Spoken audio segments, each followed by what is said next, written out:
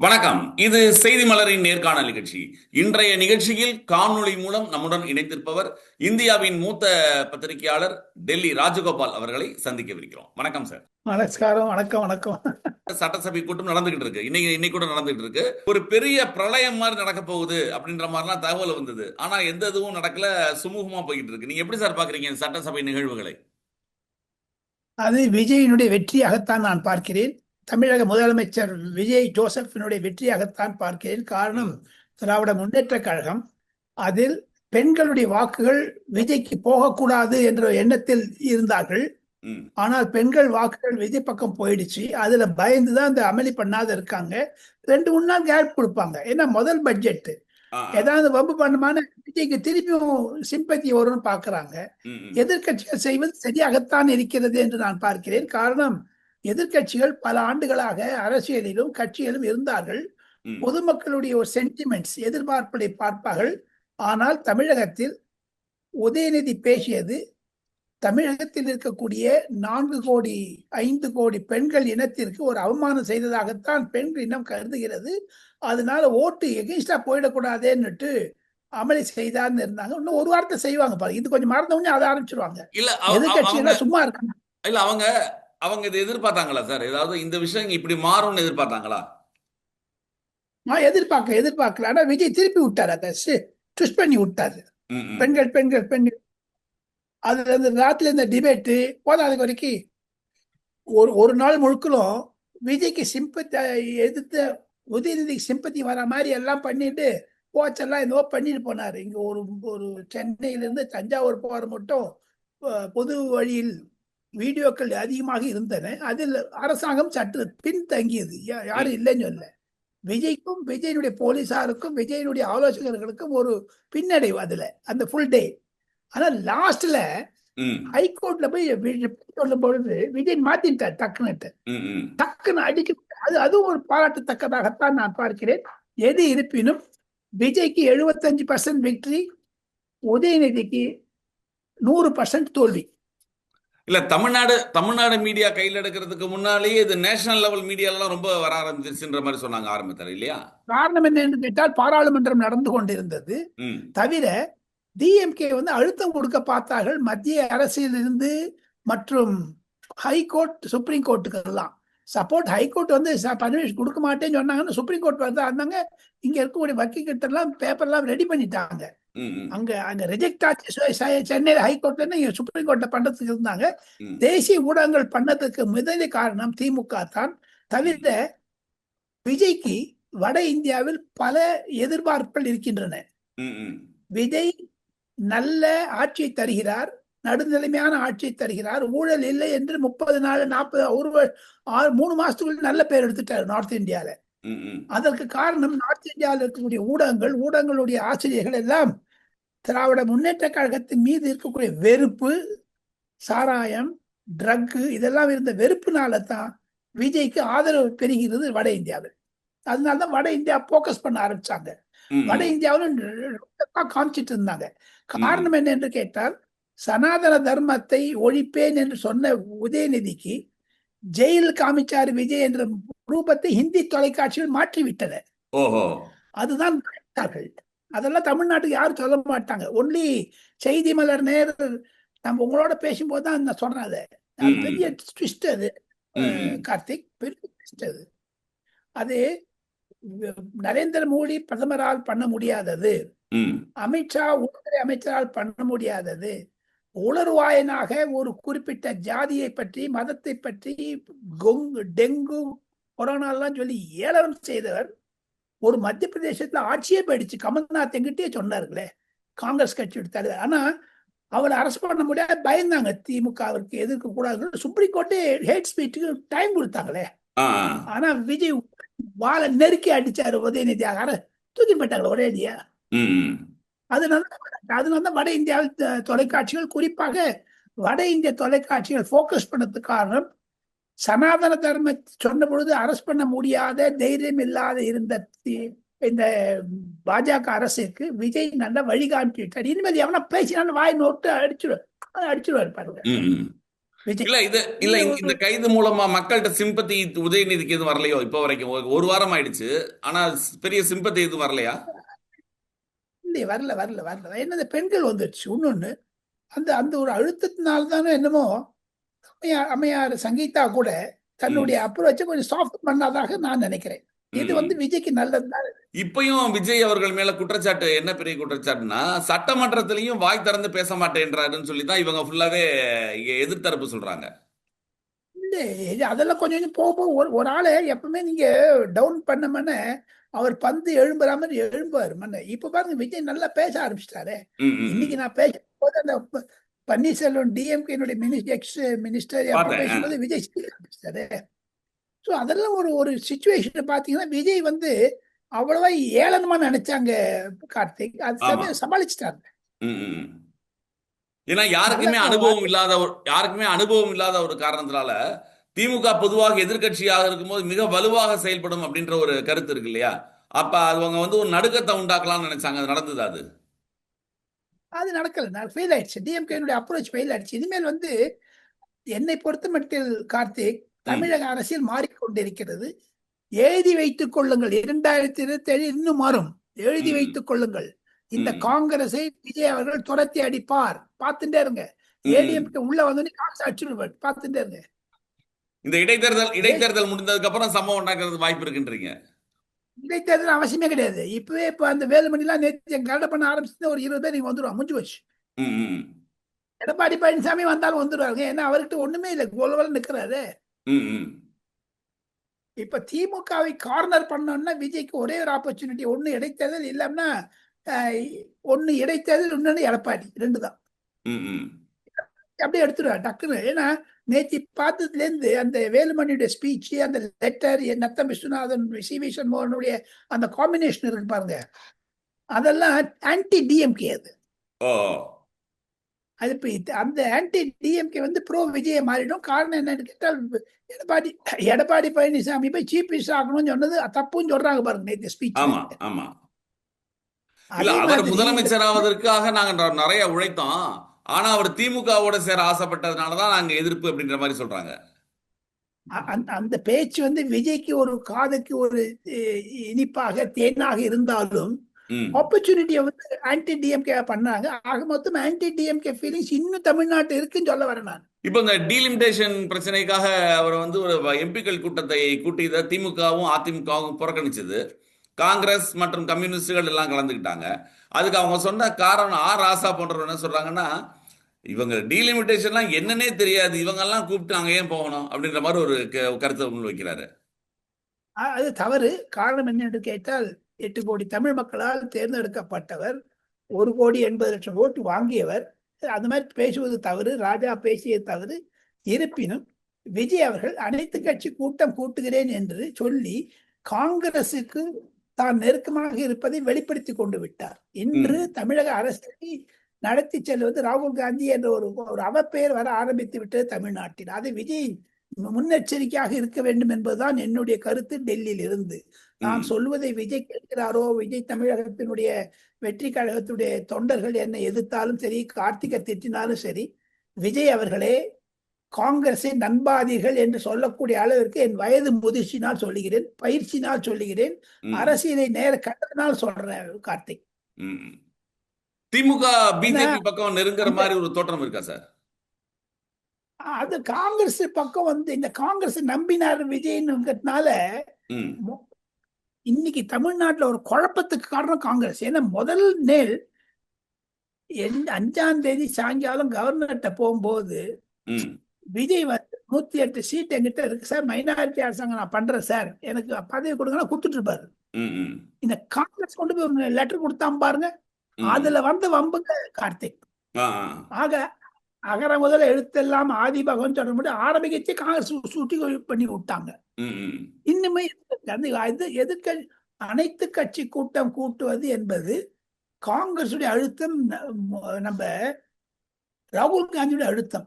இதே ராகுல் காந்தி அண்டை 3 மாநிலங்களான கேரளா, தெலுங்கானா, கர்நாடகால காங்கிரஸ் ஆட்சி விடுகிறது. அங்கெல்லாம் அனைத்து கட்சி கூட்டினாரா? எதுக்கு விஜய் ஒண்டி? அதெல்லாம் விஜய் புரிஞ்சுட்டு இருக்க வேண்டும். விஜய் செய்தது தவறு என்று நான் சொல்ல வரவில்லை. விஜய் தன்னுடைய முயற்சியை எடுத்தார். ஆனால் தோல்வி அடைந்தாராகத்தான் நான் பார்க்கிறேன். ஏன்னா இல்ல, அனைத்து கட்சி 57 கூட்டம் பேர் காவிரி விஷயத்திலயும் அனைத்து கட்சி கூட்டம் சொல்ல எதிர்க்கட்சிகள் கேட்கும் போது அது கூட்டல இப்போ வரைக்கும் இல்லையா? ஒண்ணு பாருங்க, கர்நாடகால அனைத்து கட்சி கூட்டம் மேகதாதுக்காக கூட்டுறாரு. ம் தமிழ்நாட்டுல அனைத்து கட்சி கூட்டம் டீலிமிட்டேஷனுக்காக கூட்டுறாரு. அது கான்ட்ரடிக்ஷன் பாருங்க. ம் ம் இது ரெண்டுமே ராகுல் காந்தி சொல்லி நடக்குது. ம் ம் மொத்தம் இந்த இரண்டு அரசியலிலும் காங்கிரஸ் செய்யக்கூடிய சூழ்ச்சி திராவிட ம் முன்னேற்ற கழகத்திலே வரக்கூடாது என்பதற்காக செய்கிறார்கள். திமுகவும் பாஜக ஒண்ணு சேர வைக்கணும்னு ராகுல் காந்தி பெரிய திங்க் பண்ண மாதிரி நினைச்சாரு. அது விஜய் பலிகடவாயிட்டாரு அதுல.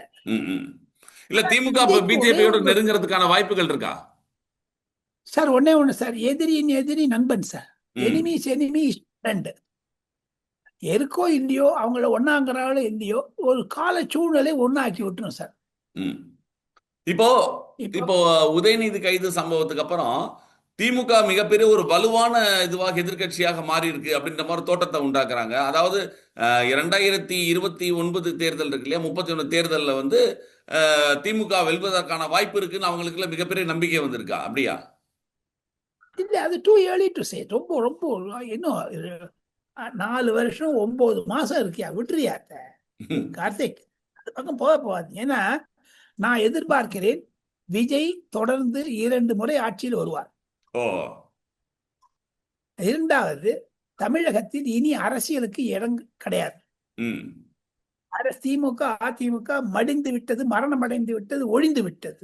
ம் ம் நான் எதிர்பார்க்கிறேன் ஓம் நமச்சிவாயா என்று குரல் கொண்டு கொண்டு வரும் தனுஷ் போன்றவர்கள் அவருக்கு ஒரு எதிராக வருவார் விஜய்க்கு. இனி சினிமா இண்டஸ்ட்ரியில தேர்ட் பர்சன் பாலிடிக்ஸ் வருவானே தவிர அரசியல்ல இருந்து யாரும் வரமாட்டாங்க. தமிழ்நாட்டில் ஏதி வச்சுங்க நீங்க. ஓஹோ. இப்ப அதிமுகவோட நிலைமை இவ்வளவு மோசமாக இருக்கு. திமுக வந்து கூட்டணி கட்சிகள் ஒண்ணும் இல்லை இல்லையா? போச்சு. திமுக அவுட். திமுக நீ ஒண்ணு, அதிமுக தலைவர்லாம் போயிட்டாங்க. ம் திமுக தொண்டர்கள்லாம் போயிட்டாங்க. கேடர் கிடையாது திமுக. ம் ம். விஜய் சாப்பிட்டாரு. இல்ல, ஏற்கனவே பல்வேறு தோல்விகளை சந்தித்து தான் திமுக மீண்டும் நாங்கள் வெல்வோம் அப்படின்ற உங்களுக்கு ஒரு பேச்சு இருக்கு அவங்க கிட்ட. அப்ப ஐயா கருணாநிதி இருந்தாரு. அப்ப பழைய தலைவர்கள்லாம் இருந்தாங்க, நிறைய பேர் இருந்தாங்க. துரைமுருகன் இளைஞராக இருந்தார். இன்று துரைமுருகனுக்கு 90 வயசு ஆச்சு, 88 வயசு ஆச்சு. இனிமேல்லாம் போற எனக்கே வயசு ஆயிடுச்சு கார்த்திக். நீங்க கூட்டையில இருந்து வரல, நான் வந்து போறோம். இனஃப், என்னுடைய இன்னிங்ஸ் ஆர் ஓவர், முடிஞ்சு போச்சு. காரணம் அந்த மாதிரி ஒதுக்கிடுவாங்க. திமுக என்பது தொண்டர்களே இல்லை, தலைவர் தான் இருக்காங்க. ஆனா அதிமுக கிட்டக்கு தொண்டர்கள் இருக்கிறார்கள், தலைவர்லாம் போயிட்டாங்க. எக்ஸப்ட் எடப்பாடி பழனிசாமி. மொத்தம் அன்ற கான்ட்ரடிக்ஷன்ல பாத்தீங்கன்னா விஜய்க்கு எதிராக வருவர் தமிழகத்தில் திமுகவுல அதிமுக வர முடியாது. உதயநிதி எதிர் கிடையாதுன்றீங்க? கிடையவே கிடையாது. இனிமேல் உதயநிதிக்கு அந்த பாலிடிக்ஸ் பண்ண தெரியலீங்க, உண்மையா சொல்ல போனா. இல்ல, உதயநிதி அவங்க கொண்டு வர்றது காரணமே இப்போ எதிர்காலத்துல உதயநிதி பஸ் விஜய் அப்படின்ற மாதிரி தான் வரப்போகுது அப்படின்ற மாதிரி ஒரு கட்டமைக்கப்பட்டது திமுகல இருந்து. கொஞ்ச நாள் ராகுல் காந்தி மாதிரி டப்புன்னு வெடிச்சிடும். ஆனா ஒரு அரசியல் கட்சி திமுகவை அவ்வளவு அலட்சியம் பண்ண முடியாது. என்னுடைய எதிர்நோக்கம், எதிர்பார்ப்பு, விஜய்க்கு எதிராக சினிமா துறையிலிருந்து தான் ஒரு வருவாரை தவிர அரசியலிருந்து வரமாட்டார் என்பதை மீண்டும் நிலைந்து ஆசைப்படுகிறேன். தமிழக பட்ஜெட்டை நீங்கள் எப்படி சார் பாத்தீங்க? பட்ஜெட் பாத்தீங்க இல்லையா, எப்படி இருந்தது? இந்த ஒரு வாரம் அசம்பிளி நடந்ததுல 100க்கு 95 மார்க். அப்படியா? 2 பட்ஜெட்டுமே, விவசாய பட்ஜெட், இந்த பட்ஜெட். ஏன்னா ஃபர்ஸ்ட் வந்திருக்காங்க. முதல்ல பாருங்க, குழந்தைய வந்து ஸ்கூல்ல அட்மிட் பண்றீங்க, உங்க குழந்தைய பண்ணீங்க. முதல்ல ப்ராக்ரஸ் ரிப்போர்ட் எடுத்து வரும்போது எல்லாமே 100 100 100 இருக்கும். ஓகே குட் அப்படின்னு சொல்லிடுவாங்க. முதல்ல பண்ணு. ஒரு வருஷம் கொடுக்கணுங்க கார்த்திக். இப்ப வந்து இது இன்னும் திமுகவுடைய தாக்கம் இன்னும் பட்ஜெட்ல இருந்தா கூட இவருடைய ஒரு ஒழுங்குமுறை என்பது 2027 பிப்ரவரி மார்ச் தான் தெரியுமே தவிர 2025 நடந்த ஒற்றுமையை இப்ப காமிக்கிறார் அவர். இல்ல, இந்த பட்ஜெட்டை பொறுத்த வரைக்கும் திமுக என்ன சொல்றாங்கன்னா, திமுகவுடைய திட்டங்களை வந்து காப்பி பேஸ்ட் பண்ணி ஒட்டியிருக்காங்க. அதுல வந்து இவங்களை ஸ்டிக்கர் ஒட்டியிருக்காங்க. இது 0 மதிப்பெண் தான் கொடுக்க முடியும் அப்படின்ற மாதிரி எதிர்கட்சிகளுடைய பேச்சாக இருக்கு. அது அவருடைய எண்ணம் கரெக்ட். நான் வந்து 45 பட்ஜெட்டுகளை மத்திய அரசாங்கத்தில் பார்த்தவர். மத்திய அரசாங்கத்துடைய பட்ஜெட்கள், இந்திரா காந்தி அம்மையார் நிதி அமைச்சராக இருந்ததிலிருந்து நிர்மலா சீதாராமன் மட்டும் நான் பார்த்திருக்கேன். அத்தனை பட்ஜெட், மருந்தவத்தை பட்ஜெட் நான் பார்த்திருக்கேன் தெரியுமா. எச்.எம். பட்டேல் பட்ஜெட் நான் பார்த்திருக்கேன் 1977 டெல்லியில. HMI ICS ஆபீசர் அந்த மாதிரி ப. சிதம்பரம் நிறைய பண்ண. இப்ப மம்தா நம்ம வந்து sorry Nirmala Sitharaman 10 budget present பண்ணிட்டாங்களே. ஆக மொத்தம் திமுக சொன்னது 0ன்னு சொன்னா கூட என்னை பொறுத்த மட்டும் விஜய் அவர்களுக்கு 100க்கு 95 மார்க் தரலாங்க இந்த பட்ஜெட். அவங்க எஃபர்ட் எடுத்துருக்காங்க தம்பி. அவங்க எவனும் விட்டு போகல. 3 டெஸ்ட் நல்லா பாஸ் பண்ணிட்டாரு விஜய். ஒண்ணு நம்பிக்கை தீர்மானம் வெற்றி பெற்றாரு. நிதி ஆயோக் கூட்டம் பிரதமர் வந்து பார்த்தாரு, வெற்றி பெற்றுட்டாரு. இன்னைக்கு பாருங்க பட்ஜெட் வச்சு அசம்பிளியில் நல்லா பண்ண ஆரம்பிச்சிட்டாங்களே. இப்ப திமுக எதிர்த்து தமிழ் வெற்றிக்கான அமைச்சர்கள் எல்லாம் பேச ஆரம்பிச்சிட்டாங்க பாருங்க. அது ஸ்டெபிலைஸ் ஆயிடுச்சு. இப்போ உதாரணத்துக்கு எல்லாருமே நிறைய பேர் ஏர்கிராஃப்ட்ல போறாங்க, நீங்களும் போறேன், நானும் போறேன். டேக் ஆஃப் ஆயிடுச்சு. இப்ப ஸ்டெபிலைஸ் ஆயிடுச்சு. இப்படி வர விமானம் இப்படி ஆயிடுச்சு. இந்த விஜயினுடைய அரசாங்கம் விமான ரீதியில் பேச டேக் ஆஃப் ஆயிடுச்சு, ஸ்டெபிலைஸ் ஆயிடுச்சு. இனிமேல் வந்து ஒரு 37,000 அடிக்கு போனா பீச்சில் போகணும். அது போக ஆரம்பிச்சிடும். 2036 அது இறங்கு முகம் மாறும். இன்னும் 10 வருஷம் அவர் இருப்பார், கவலையப்படாதீங்க. வேற வேற வேற ஆளுக்கான வாய்ப்புகளே இல்லைங்கிறீங்க. அவர் தனுஷ் போன்றவர்களாம் வந்துட்டான்னு வச்சு விஜய்க்கு எதிரான ஒரு அரசியல் ரீதியாக வரமாட்டேன். மீண்டும் சொல்லுகிறேன், சினிமா துறையிலிருந்து யாராவது any one can compete with. அப்போ அந்த தமிழ்நாட்டில் இந்த டெக்னாலஜி இம்ப்ரூவ்மெண்ட்னால ஓடிடி, நெட்ஃபிளிக்ஸ், இந்த யூடியூப், இந்த ஷார்ட் ரீலு இதெல்லாம் வந்த அப்புறம் தமிழ்நாட்டில் சினிமா இண்டஸ்ட்ரி ஒழிஞ்சிடுச்சுங்க தம்பி. அந்த வேகம் போச்சு. இப்ப என்ன வைரமுத்து பாட்டு, கண்ணதாசன் போயிட்டு வைரமுத்து வந்துட்டார். வைரமுத்து அவுட். நாளா ஆண்டாள் சொன்ன பிறகு வைரமுத்தினுடைய இம்பார்ட்டன்ஸ் போயிடுச்சு. ஆனா இப்போ டொக்கு டொக்கு டொக்காங்கு குட்டு பாட்டுல போயிடுச்சு. அந்த மாதிரி ஓடிடி பிளாட்ஃபார்ம் எப்படி வந்ததோ அதே மாதிரி தமிழக அரசியலில் நல்ல மாற்றம் வந்து விட்டதாகத்தான் நான் ஒன்னே சொல்றேன். நம்ம வேற சப்ஜெக்ட் போலாம் கார்த்திக். தமிழகத்தில் நடக்கக்கூடிய அரசாங்கம் என்பது திமுகவை தவிர மற்ற அனைத்து கட்சியிலும் விஜய் கிட்ட இருக்காங்களே, சொல்லுங்க பாப்போம். ஏதாவது ஒரு கட்சி சொல்லுங்க பாப்போம் விஜய் கிட்ட இல்லாத. திமுகவை தவிர ஏதாவது ஒரு கட்சி சொல்லுங்க பாப்போம். தமிழ்நாட்டுல ஒரு கட்சி ஏதாவது சொல்றாங்க, விஜய் பக்கம் தான் இருக்காங்க. 8 தலித்தை வச்சிருக்காரு, 3 பிராமணன், 2 பிராமணன் வச்சிருக்காரு. 9வது வரைக்கும் முஸ்லீம் 2 பேர் வச்சிருக்காரு, கிறிஸ்டியன் 2 பேர் வச்சிருக்காரு. இல்ல, அந்த பிராமண அமைச்சர்கள் நியமித்ததுதான் ஒரு மிகப்பெரிய ஒரு பிரச்சனையாக இவங்க சொல்றாங்க. ஒரு சமூக நீதி காட்ட திமுக போன்ற இடங்கள்ல வந்து இவங்க வந்து 2 பிராமணர்களுக்கு எப்படி கொடுத்தாங்க அப்படிங்கறதா மிகப்பெரிய ஒரு தாக்குதலா இருக்கு. அதற்கு நான் உதாரணம் சொல்ல வேண்டும் என்றால், இன்று ராஜ்யசபாவுடைய எம்பியாக இருக்கக்கூடிய பிரவீன் சக்கரவர்த்தி கூட ஒரு பிராமணர். ஆக 3 பிராமணர்கள் தமிழ்நாடு அரசாங்கத்தை நடத்துகிறார்கள். மத்திய அமைச்சர் நிர்மலா சீதாராமன் பிரவீன் சக்கரவர்த்தி போய் விஜயனுடைய சார்பாக, ராகுல் காந்தி சார்பாக தமிழகத்திற்கு உதவி செய்யுங்கள் என்று வேண்டுகோள் விட்டிருக்கிறார் நேற்று முன்தினம். ஆக மொத்தம் சமூக நீதி என்றால் அது ஆன்டி பிராமினா? சொல்லுங்க பாப்போம். இனிமேல் ஒரு திமுக பேச்சாளர் சொல்ல பாருங்களேன். பூனை வேறப்ப நூலு அப்புறமா வந்து இதான் சொன்னாங்களா, இப்ப சொல்லுங்க பாப்போம். அது உண்மையான அரசாங்கம் என்று கேட்டால் அது விஜய் தான் செக்யூலர் அரசாங்கம். அதற்காகத்தான் நான் சொல்லுகிறேன் மீண்டும் மீண்டும், திராவிடியன் மூவ்மெண்ட் ஃபெயில் ஆயிடுச்சு. தமிழக சட்டமன்றத்தை விஜய் அவர்களும் பிரபாகரன் அவர்களும் நன்றாக நடத்துகிறார்கள். என்னை பொறுத்த மட்டில் இந்த அரசாங்கத்திற்கு எதிராக உதயநிதி எதைதான் செய்தாலும் உதயநிதி தான் தோல்வி அடைவாரே தவிர விஜய் தான் மீண்டும் மீண்டும் வெற்றி அடைவார் என்று நான் நினைக்கிறேன் கார்த்திக். சார், சபாநாயகருடைய நடவடிக்கைகள் எப்படி சார்? பிரச்சனையெல்லாம் விஜய் சமாளித்தார். இல்ல சபாநாயகர் வன்னி அரசு இன்னைக்கு பேசும்போது சபாநாயகருடைய அணுகுமுறை சிறப்பாக இருக்கிறது. வன்னி அரசு சொன்னார், பிரபாகரன் ஈழத் தலைவரை பற்றி சொன்னபோது அவர் பிரபாகரன் எது செய்தாலும் நல்லது செய்வார் என்றெல்லாம் சொன்னார்.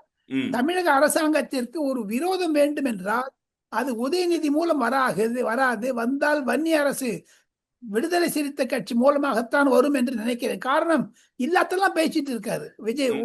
நம்ம வன்னி அரசு என்பதை மத்திய அரசாங்கத்திற்கு எதிராக தமிழக சட்டமன்றத்தை மிஸ்யூஸ் செய்தார், தவறாக செய்தார். அதைத்தான் சபாநாயகர் குறிப்பிட்டு நிறுத்த சொன்னார் பேசுறத.